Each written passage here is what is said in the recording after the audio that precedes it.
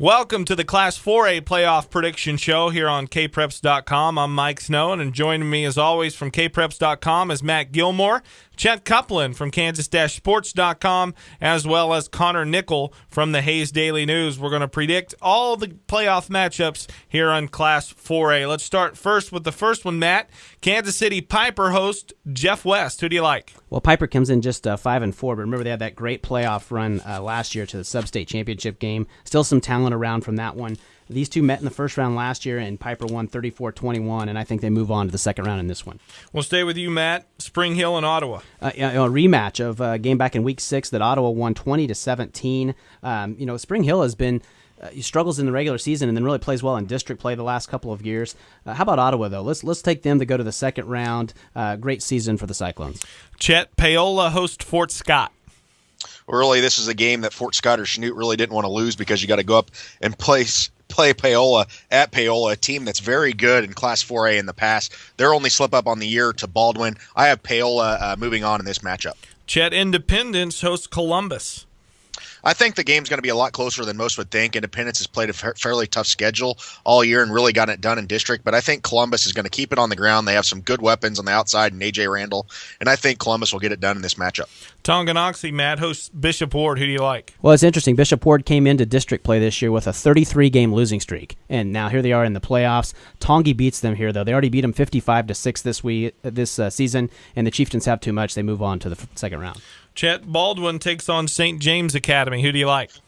Baldwin right now is going to be my favorite on the eastern side. They really haven't had anybody really even really compete with them all year. Their closest game being within 19 points against Paola, a very good team in Week 2. Baldwin keeps it rolling and gets by St. James. Chanute hosts Lewisburg, Matt. This is a great first-round game. I mean, Chanute is a team at 7-2, playing pretty well. Lewisburg, again, just a couple of losses by 1-point losses to Eudora and to St. James this season. Chanute at home on the turf. I like Chanute to win this one. Chet, Coffeyville hosts Frontenac. I think Frontenac will be ready for the game unlike they were last year, but I don't have the Raiders being very close in this matchup. I think Coffeyville will be just too much speed, and that's being played over at Coffeyville. I have Coffeyville winning big. So we move over to the west side of the bracket. Chet, Holton, the defending state champs, the number 1 team, host Heston. Well, this is an interesting matchup because Heston's a team that's going down to 3A next year. Holton, a team that'll be in 4A Division 2. Heston, a very, very small team in Class 4A, but they have one of the best backs in the state of Kansas in Ryan Shadler. He has 2,300 yards, including 524 yards last night, 42 touchdowns on the season. But I think Holton is just going to be too much, and they keep it rolling. And, really a team that is my favorite right now in 4A. Mulvane travels to Wichita Collegiate, Matt. Well, contrasting styles here. I mean, Mulvane's going to try and run the ball with Michael Mason. Collegiate can throw it a little bit with Landon Root, who's a quarterback going to Northern Illinois. I like Collegiate to move on and take on Holton for a second straight year. Connor Nickel from the Hayes Daily News. Andale hosts Larned. Who do you like? For Larned, one of the great stories in Kansas, honestly, if I had to pick maybe a Kansas Coach of the Year right now, Coach A.B. Stokes with Larned has done a great job. First trip to the playoffs for Larned since 1985. But that being said, though, Andale is much too strong, and they win here. We'll stay with you, Connor. McPherson and Clay Center. Mac has really been a team that has been very up and down. Obviously, Kyler Kinnaman, a great quarterback for them, but a team that's given up a lot of points and really struggled in some contests. However, Clay Center is just one of those teams that seems to make it to the playoffs every year, but just can't advance much farther. I think Mac wins here. Chet Copeland from Kansas-Sports.com. May South hosts Topeka Hayden. Well, I think this is going to be a fairly even matchup. Topeka Hayden's a team that's 5-4. They play in the Centennial League. They hadn't played a 4A opponent until they got into district and played Royal Valley, Holton, and Wamego, getting 2 of those wins. I think May South just has too good of a defense in this matchup, and May South, they only lost 3-0 in Week 2, but I think they're just going to have too much, and I think they'll roll. Let's go back to Matt Gilmore, Winfield and Rose Hill. Yeah, another rematch from a regular season game that Rose Hill won 27-24.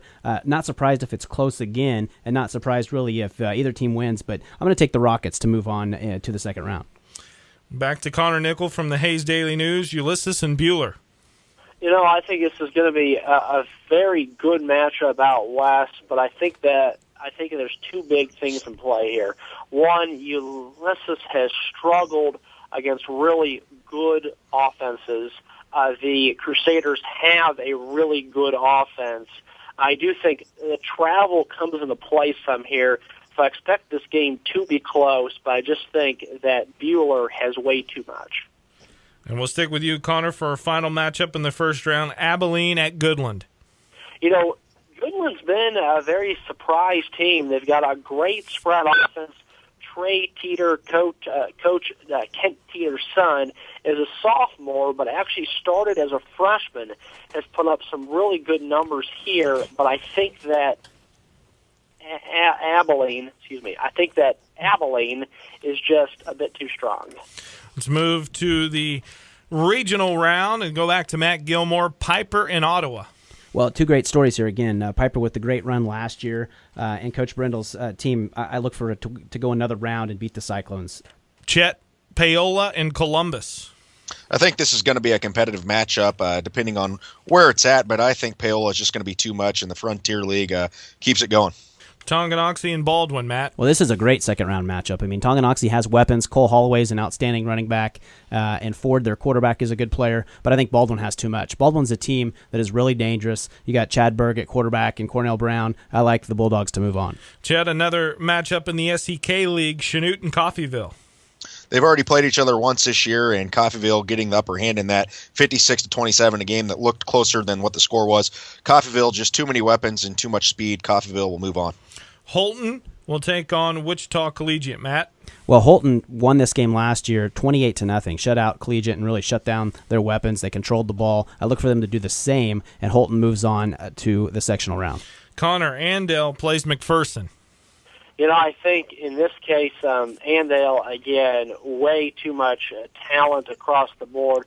Again, Mac has struggled against very good teams this year, and I see Andale here for the win. May South against Rose Hill, Matt. Well, I like May South. I think the strength of their defense and players like Deshaun Washington, I look for them to get just enough offense, whether it be Chase Bell at quarterback or not, and I like the Mavericks to move on. Connor Bueller taking on Abilene. Who do you like? I think the Crusaders, Riley Allen at tailback, has had another great year. I think they win here, and I think they also win big here. Let's move to the sectionals. Piper will take on Paola. Chet? I'm going to go with Paola. I think they just have too much. Piper obviously is going to make a great run as they did a year ago, but I think Paola will keep it rolling and move on. Matt, a matchup of contrasting styles, Coffeyville and Baldwin. Who do you like? Yeah, no doubt about that, contrasting styles. Baldwin's going to want to keep this one short. They're going to want to run the ball right at Coffeyville. We've seen teams like Pittsburgh be able to do that this year. I think Baldwin will have no trouble in this game and moving on to the sub-state round. As we move on to the west side in the sectional round, Holton takes on Andale. Matt? Well, this is outstanding. I mean, you talk about the top two teams in our poll for most of the season, two teams who will certainly be the headliner in the new 4A division. I was going to say a preview of the state championship next year for 4AD2. For many years to come, perhaps. Holton is going to do it their way with running the ball. Andale as well. Jared Schmarsh, Hank Eck. They've got so many good running backs. Hunter Knobloch, a lot of talent. And even the Capel kid who came over from Garden Plain, who's just a freshman, is an outstanding player as well. But Andale last year showed the ability to throw the ball a little bit with Schmarsh, and so keep that in your back pocket as a chance there. I think this game can really go either way, and it may depend really on where the game is located. We could stay with the chalk and go with Holton here because they're the defending champs and up top, but wouldn't be surprised for Andale to win. But let's stay with Holton and move them on to the sub-state round. Connor, who do you like, May South or Bueller? Both teams, obviously May South, a great defense. They've really built that program up in a very short time of the school really just being around. Of course, Bueller, Steve Warner has done an outstanding job year in, year out. This is kind of the time in the postseason where we find out, can Bueller make that next step? And I think in this case, yes, and I see them here for a win. So now we have the Final Four set as we move to the sub-state round, and Matt Gilmore, Paola, and Baldwin, another rematch. Yeah, a rematch, and this was our fans chose this as the Kpreps game of the week back early in the season. Baldwin won it 28-9, and Paola scored after a block punt, I believe, in that game. So Baldwin is extremely talented, both sides of the ball. We mentioned Cornell Brown and Chad Berg and all of their weapons. Christian Gaylord, an offensive lineman who's 6'7" and 280 and is just a junior. Paola, on the other hand, again, throwing the ball a little bit this year with Drew Hinn at quarterback. They've also got some really nice skill kids as well, but I think Baldwin's just too much, and they advance to the 4A state title. Connor, Holton or Bueller? Again, travel could play a really huge key here. Obviously, these two towns are really far apart, but I think Holton across the board a little bit more talented. Quite honestly, I really didn't think Holton was playing up to their ranking through about week 7, but they've really turned things around here the last 2 or 3 games, and I feel like Holton wins here. Chet, do you agree with that championship game matchup, Baldwin and Holton, and who do you like winning it? I'm going to go with Holton. I think they repeat. I think that they're just going to have too much and grind it out, and back-to-back state championships for the Wildcats. Matt?